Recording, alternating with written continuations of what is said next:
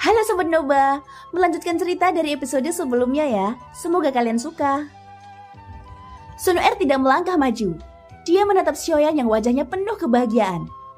Sun Er, Raja Tianzang, dan Yue Li memilih untuk berdiri di kejauhan sambil menonton adegan ini. Ayah yang sangat bahagia, ucap Yue Li, senyum bahagia muncul di wajahnya. Begitu pula Sun Er, menonton adegan yang penuh tawa ini sangat sulit untuk tidak berempati. Tawa yang penuh kebahagiaan itu berlanjut selama beberapa hari, dan sepertinya selalu ada banyak hal untuk dikatakan ketika bertemu teman lama. Bahkan jika mereka sudah lama tidak bertemu, mereka masih seperti orang kepercayaan ketika mereka bertemu kembali. Ada banyak labu anggur di sekeliling, tanpa sadar mereka sudah menghabiskan ratusan labu anggur, menjadikan kepedasan anggur tersebut seperti penderitaan yang dialami. Xiaoyan, sekarang kita semua berada di dunia bawah tanah. Dan kita bertanggung jawab atas 100.000 tentara dunia bawah. Dengan kekuatan kita saat ini, kita bisa bertarung berdampingan seperti dulu lagi, ucap Xiaozan sangat bersemangat. Juga jangan remehkan kami. Lihatlah, kami sudah menembus Dewa Dou, ucap Xiaozan menepuk dadanya. Mereka benar-benar bekerja keras dalam kultivasi. Xiaoyan secara alami dapat melihat sekilas kekuatan semua orang saat ini. Auramu belum stabil. Sepertinya kamu baru-baru ini dipromosikan menjadi Dewa Dou Bintang 1, ucap Xiaoyan. Mendengar ini wajah Xiaozan segera memerah. Aku hanya sedikit ketahuan, ucap Xiaozan terbatuk 2 kali setelah ditemukan oleh Xiaoyan. Dan semua orang langsung tertawa terbahak-bahak. Dari dulu Xiaozan masih menjadi harta karun di tim Fearless. Sepertinya selama ada Xiaozan, dia selalu bisa menggerakkan atmosfer dan membuat semua orang bahagia tanpa sadar. Seperti yang dikatakan Xiaozan. Sekarang Molly Storm, Xiying, Nan Erming, Long Xitian, Zenny, dan Jing Wuchen semuanya telah menembus Dewa Dou. Long Xitian hanya berhasil menembus puncak Dewa Bintang 2, tetapi mampu menembus Dewa Dou sudah sangat luar biasa. Tentu saja alasan mengapa tim Fearless bisa memiliki kekuatan seperti ini tidak luput dari bantuan Raja Tianzang dan Xiao Zueli. Tanpa keduanya, tidak mungkin untuk mendapatkan peningkatan yang begitu cepat. Mereka bahkan menjadi jenderal untuk mengatur 100.000 tentara dunia bawah. Pada saat ini setelah menikmati makanan dan anggur yang lezat, Xiaoyan menghilangkan efek alkohol di tubuhnya. Dia tidak ingin mabuk sepenuhnya. Meskipun Xiaoyan sangat senang bisa bersatu kembali dengan semua orang di tim Fearless, dia masih memikirkan benua Dodi dan bagaimana bertahan di bawah agresi Taisu. Dia tidak bisa menunda-nunda banyak waktu. Jika tidak, akan ada banyak adegan tragis seperti yang dialami benua Dodi. Ketika Taisu menjarah sumber daya, mereka tidak peduli dengan makhluk di dalamnya. Selama Taisu menjarah langit dan bumi, tanpa kecuali semua makhluk hidup akan musnah. Dan mereka para Taisu tidak akan segan-segan menjarah semua vitalitas dan sumber daya. Xiaoyan tidak bisa berhenti, sekarang dia telah kembali ke Sensi. Bertarung melawan Taisu adalah prioritas utamanya. Tepat ketika Xiaoyan membalikkan tubuhnya, dia tanpa sengaja melihat sosok cantik Sun Er. Tatapan keduanya bertabrakan. Xiaoyan sedikit terkejut. Dia bahkan lupa bahwa gadisnya ada di sana dan segera menepuk dahinya untuk menyalahkan dirinya sendiri. Maafkan aku, Sun Er. Tadi, ucap Xiaoyan. Dia langsung berdiri hanya untuk mendekati Sun Er. Xiaoyan GG tidak bersalah. Kenapa harus minta maaf? Melihat Xiaoyan GG bahagia, Sun Er juga senang, ucap Sun Er sambil tersenyum. Baik itu di masa lalu ataupun sekarang, Sun Er masih sangat lembut dan penuh perhatian. Dia tidak pernah menyulitkan Xiaoyan. Sebaliknya dia selalu memberi semua dukungannya kepada Xiaoyan. Ini adalah cinta Sun Er untuk Xiaoyan. Kasih sayang seperti itu membuat Yue Li semakin melihatnya. Sudut mulutnya sedikit terangkat ketika melihat keduanya saling berpelukan. Yue Li, bisakah kita pergi langsung ke aliansi abadi? Ucap Xiaoyan, segera melepaskan Sun Er dan bertanya dengan serius. Yue Li tiba-tiba menunjukkan ekspresi terkejut dan Xiaoyan juga tertegun sejenak. Bertanya-tanya mengapa Yue Li tiba-tiba mengubah ekspresinya. Benar saja. Permaisuri sangat kuat, dia bahkan bisa menebaknya dengan akurat, ucap Yue Li berkata dengan takjub. Xiaoyan segera mengerti apa yang sedang terjadi. Ratu Kuil kuno sudah mengetahui bahwa begitu Xiaoyan kembali, dia pasti akan pergi ke aliansi abadi sesegera mungkin. Sudah waktunya menyelesaikan hutang baru dan lama dengan Jin Taiwei, ucap Xiaoyan, matanya menunjukkan niat membunuh. Adegan tim Fearless yang dimusnahkan dalam turnamen 10.000 dunia masih segar dalam ingatannya. Xiaoyan masih menyimpan dendam itu. Jin Taiwei dulunya adalah makhluk keabadian kaisar yang tidak bisa disentuh. Tapi sekarang Xiaoyan juga menjadi keabadian kaisar. Tidak tahu kejutan apa yang akan terjadi begitu dia bertemu Xiaoyan kembali. Pak Tua, berhentilah minum. Ayo pergi, ucap Yue Li, langsung menampar bagian belakang kepala Raja Tianzang. Bunyi tamparannya cukup sedap. Gadis ini sebenarnya sangat sopan. Anehnya Raja Tianzang tidak marah. Dia hanya menggaruk bagian belakang kepalanya dengan senyum lucu. Melihat ini, Sun Er menggelengkan kepalanya. Sepertinya dia terbiasa dengan cara bergaul mereka. Raja Tianzang segera mengendalikan bahtera rumah hantu untuk pergi. Kecepatan bahtera rumah hantu sangat cepat dan tidak akan lama untuk mencapai aliansi abadi, ucap Yueli. Xiaoyan mengangguk. Dia telah lama menunggu balas dendam ini dan sekarang hari yang dijanjikan telah tiba. Sambil pergi, Xiaoyan mengeluarkan beberapa item yang telah dia kumpulkan, lalu memberikannya kepada semua orang. Sepertinya semua orang belum memiliki armor besi yang layak. Mungkin kalian bisa mencoba baju besi di sini, ucap Xiaoyan. Setelah berbicara, sebuah bola logam hitam muncul di tangannya. Ini adalah armor dewa palsu. Sebelum ini, Xiaoyan telah membiarkan tahanan roh mematahkan batasan armor dewa palsu. Karena setelah memecahkannya sekali, tidak akan terlalu merepotkan untuk memecahkannya lagi. Ini adalah... ucap semua orang melihat bola hitam di tangan Xiaoyan dengan aneh. Xiaoyan dengan ringan menyentuh pergelangan tangannya. Bola itu menjadi cairan hitam lalu menyebar ke seluruh tubuhnya dan menjadi satu set armor besi yang menutupi seluruh tubuhnya. Xiao Yueli mengangkat alisnya. Dia ingat bahwa armor besi di tubuh Xiaoyan sama persis dengan orang-orang Taisu. Ayah, bukankah ini armor besi di tubuh Taisu itu? Tanya Yueli dengan ragu. Itu benar. Teknologi Minghe kuno mereka sangat kuat. Itu sebabnya aku merebut armor mereka, ucap Xiaoyan. Setelah berbicara, bola hitam yang sama diberikan kepada Yueli. Lalu mengapa aku tidak bisa menggunakannya? Tanya Yueli. Ada larangan yang sangat kuat untuk itu, ucap Xiaoyan. Setelah berbicara, tahanan roh muncul di bahu Xiaoyan, memecahkan segel pembatas dengan ekspresi jijik. Seolah menunggu Xiaoyan untuk memujinya. Cukup menggerakkan pikiranmu untuk menggunakannya. Armor ini mengandung kekuatan abadi. Mengenakannya bisa membuat seseorang yang bahkan masih di level Doxian memiliki kekuatan keabadian kaisar. Ucap Xiaoyan tidak menyebutkan tahanan roh sama sekali. Mata tahanan roh segera menjadi tidak senang dan menatap lurus ke Xiaoyan, seolah-olah dia ingin memakan Xiaoyan. Ini sangat ajaib, ucap Yueli berkata dengan takjub. Xiaoyan mengangguk, lalu membagikan pelindung dewa palsu secara merata kepada semua orang. Tentu saja untuk kekuatan Yueli sendiri dia tidak membutuhkan pelindung dewa palsu. Ini hanya untuk memuaskan rasa ingin tahunya dan merasakan kekuatan teknologi Minghe kuno yang dikembangkan oleh Taisu. Xiaoyan lalu berkata lagi, tidak hanya itu, semua prajurit Taisu yang telah kamu lihat sebenarnya bukan tubuh nyata mereka. Bisa dikatakan seperti pil obat yang disuling, memurnikan tubuh mereka sendiri di kantung darah dan menyatukan kesadaran mereka pada armor dewa palsu. Mereka tidak memiliki jiwa dan mereka dapat memiliki kekuatan tempur dengan mengandalkan pelindung dewa palsu ini, ucap Xiaoyan. Mata indah Yueli menunjukkan keterkejutan saat mendengar ini, karena setidaknya Sensi tidak memiliki kemampuan seperti itu. Tidak heran aku tidak bisa melihat jiwa mereka. Inilah kebenarannya, ucap Yueli. Dia mengira itu aneh sebelumnya. Tapi apa yang dikatakan Xiaoyan mematahkan kebingungannya. Pada saat ini cairan hitam menyebar dari semua orang di tim Fearless, dan pelindung dewa palsu akan secara otomatis menyesuaikan dengan tubuh penggunanya. Berubah menjadi bentuk yang paling sesuai. Betapa nyaman baju besi ini. Wuhui, ucap Xiaozan dan semua orang sangat gembira. Sejauh ini semua armor besi yang pernah mereka kenakan terasa berat, tetapi tidak dengan armor besi dewa palsu. Itu seperti kulit tanpa beban sama sekali. Terlebih lagi pelindung dewa palsu yang dikenakan semua orang adalah pelindung dewa palsu terbaik yang telah direbut Xiaoyan. Itu sangat kuat dalam pertahanan dan kekuatan tempur, yang akan memungkinkan anggota tim Fearless memiliki kekuatan tempur keabadian kaisar. Setelah semua orang mengenakan armor besi dewa palsu, Xiaoyan segera memisahkan kekuatan keabadian dari lautan roh pagoda emas, dan menuangkannya ke dalam pelindung dewa palsu pada semua orang. Xiao Yueli yang merasa kekuatan keabadian juga sangat terkejut. Meskipun terasa sangat instan, tetapi kekuatan keabadian hanya dapat digunakan dengan cara isi ulang. Jadi pada dasarnya kekuatan yang berasal dari eksternal masih tidak bisa dibandingkan dengan yang asli, ucap Xiaoyan menjelaskan. Semua orang mengangguk. Kekuatan semua orang di tim Fearless hanyalah Dewa Do. Dengan bisa menggunakan kekuatan keabadian kaisar berkat pelindung dewa palsu sudah cukup luar biasa. Dengan cara ini kekuatan tempur tim Fearless akan meningkat pesat dalam sekejap. Baiklah, semua orang bisa membiasakan diri. Setelah ini kita harus melunasi balas dendam lama dengan aliansi abadi, ucap Xiaoyan dengan aura membunuh di matanya. Aliansi abadi awalnya diciptakan oleh Suzang yang pernah mengendalikan Sensi dan membuat semua alam berkembang lebih lancar. Di masa lalu aliansi abadi menjaga stabilitas dan kedamaian 3000 dunia.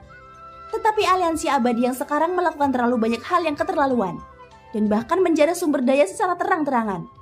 Alasan mendasar adalah bahwa aliansi abadi dikendalikan oleh keluarga jin, dan aliansi abadi di bawah kepemimpinannya sangat kompetitif, yang telah lama menyimpang dari niat awal aliansi abadi. Aliansi abadi terletak di kehampaan Laut Timur. Perlu melalui lubang cacing raksasa untuk sampai ke sana secepat mungkin. Namun tidak perlu untuk bahtera rumah hantu. Bahtera ini dapat menemukan lubang cacing terdekat sehingga dapat mempersingkat waktu. Scene berganti di aliansi abadi. Aliansi abadi yang jauh di kehampaan Laut Timur belum terpengaruh oleh invasi Taisu dan masih makmur. Ada sumber daya tak terbatas di sini, sehingga dapat menarik banyak talenta untuk bergabung. Dengan cara ini, aliansi abadi masih merupakan salah satu kekuatan teratas di kehampaan Laut Timur. Pada saat ini di lantai atas aliansi abadi terlihat sesosok duduk bersila. Tubuhnya memancarkan aura tirani, dan dia telah mencapai tingkat keabadian kaisar. Orang yang duduk bersila tidak lain adalah Jin Wuye. Dengan matinya Luo Tian, rencana aliansi abadi menciptakan kembali makhluk tertinggi telah sepenuhnya gagal. Dan sejak saat itu, semua sumber daya dikirim ke Jin Wuye. Mereka hanya dapat mengandalkan klan Jin sendiri untuk terus mengontrol aliansi abadi, dan mereka membutuhkan kekuatan yang lebih kuat. Sudah lama sejak kamu menerobos keabadian kaisar langkah pertama, sekarang apakah auramu akhirnya sudah stabil? Ucap sebuah suara terdengar di istana. Mendengar ini, sosok Jin Wuye yang duduk bersila segera berdiri, lalu menangkupkan tangannya kepada sosok yang berbicara. Ayah, putramu sudah meningkatkan pelatihannya dan tidak pernah mengendur. Kekuatan langkah pertama telah sepenuhnya stabil, ucap Jin Wuye kepada sosok itu yang ternyata adalah Jin Taiwei. Jin Taiwei sedikit mengangguk. Lalu dia berkata, "Apakah kamu tahu armor besi itu?" Tanya Jin Taiwei lagi. Ada gelang hitam di pergelangan tangan Jin Wuye. Begitu dia menggerakkan pikirannya, cairan hitam itu menyebar dengan cepat, membentuk armor besi hitam di sekujur tubuhnya, dan baju besi ini adalah pelindung dewa palsu.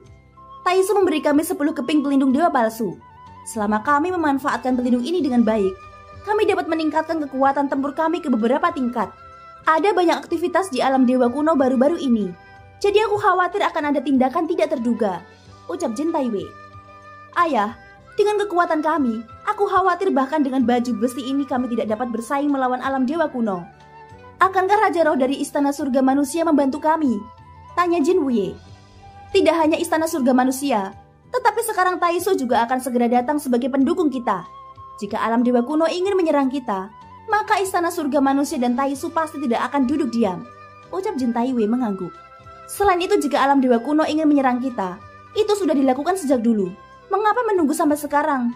Belum lagi sekarang Taisu akan datang. Dengan gabungan dari 3 kekuatan ini, bahkan jika alam dewa kuno kuat, mereka tidak boleh mengekspos keberadaannya dengan mudah. Kalau tidak, alam dewa kuno mereka akan rata begitu ditemukan lokasinya.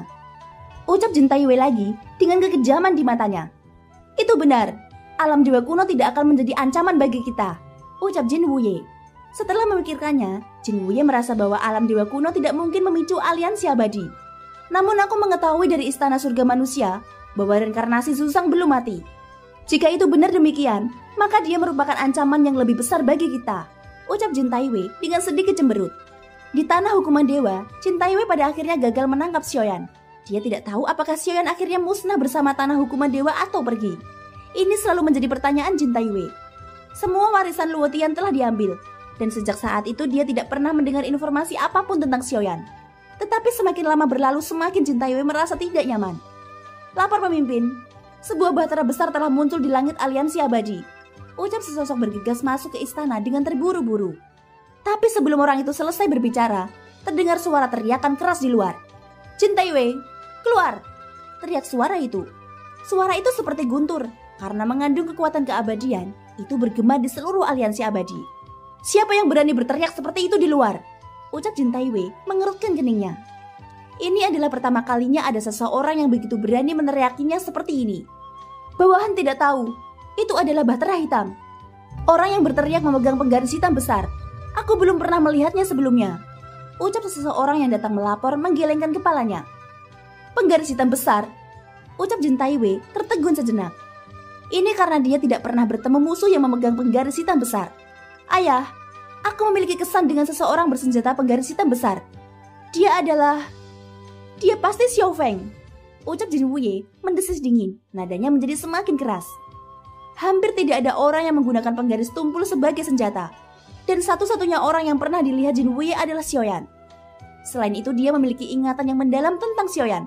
Jadi bagaimana mungkin dia bisa melupakannya? Xiao Feng, aku baru saja membicarakannya.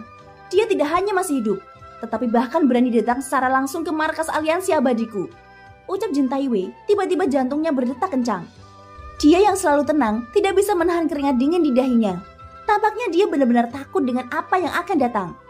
Tidak, aku harap bukan dia, ucap Jin Taiwei. Dia masih tidak berani ceroboh. Dan segera mengeluarkan slip giok yang tertulis karakter Istana Surga Manusia. Saat berikutnya dia langsung menghancurkannya sebagai sinyal bantuan. Jin Taiwei tidak berhenti di situ. Setelah melakukan ini, dia segera mengeluarkan perintah darurat. Semua pemimpin talenta surgawi, datang. Semua yang mulia pavilion surgawi, datanglah untuk bertarung bersamaku. Teriak Jin Taiwei, suaranya meledak seperti guntur di aliansi abadi. Situasi seperti ini tidak pernah terjadi pada hari-hari ketika Jin Taiwei bertanggung jawab atas aliansi abadi. Jadi semua pemimpin talenta surgawi dan yang mulia pavilion surga tertegun dan terkejut. Tetapi tidak ada dari mereka yang berani untuk menunda. Mereka semua berkumpul bersama dengan para yang mulia terkuat dari setiap lantai. Aliansi abadi memiliki banyak orang dan jumlah individu yang kuat secara alami mencengangkan. Di bawah panggilan Jin Taiwei, sosok-sosok yang tak terhitung jumlahnya terus berdatangan seperti air pasang. Ribuan orang ini semuanya adalah arogansi dari aliansi abadi. Mereka semua tampak bangga, seolah-olah di mata mereka tidak ada yang bisa lebih kuat dari aliansi abadi. Dan aliansi abadi mendominasi di Sensi. Suasana seperti itu telah tumbuh di hati setiap yang mulia pavilion surga. Penguasa pavilion surga ke-9 telah ditempati Jie kembali setelah Xiaoyan pergi. Penguasa pavilion surga ke-8 masih dipegang oleh Chuling. Penguasa pavilion surga ke-7 dan ke-6 masih Bailing dan Leng Huai. Sedangkan pavilion surga ke-5 dan ke-3 adalah Jiansu dan Wuzhen. Namun mereka telah meninggalkan aliansi abadi dengan Xiaoyan.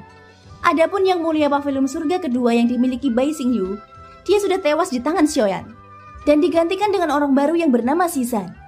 Terakhir, setelah penguasa pavilion surga pertama Jin Tianlong juga dibunuh oleh Xiaoyan, dia digantikan oleh adik laki-lakinya yang bernama Jin Che. Jin Che adalah orang yang pernah datang ke benua Doki untuk mengambil batas dasar keseimbangan ruang dan bahkan menyerang kedua anak Xiaoyan karena menghalanginya. Beruntung berkat tindakan tepat waktu dari klan Dewa Kuno sehingga benua Doki tidak dihancurkan saat itu. Di masa lalu Jin Che hanyalah gumpalan jiwanya. Meski begitu di alam bawah seperti benua Doki, dan dengan level Xiaoyan saat itu, Jin Che sudah menjadi dewa yang tak terkalahkan. Kekuatannya di luar jangkauan, dan bahkan tidak mungkin membayangkan keberadaan kekuatan seperti apa itu dewa. Tapi sekarang sepertinya Jin Che masih di tingkat Dewa Dou. Meskipun kekuatannya telah menembus Dewa Bintang 7, di mata Xiaoyan hari ini dia hanyalah semut yang tidak mencolok.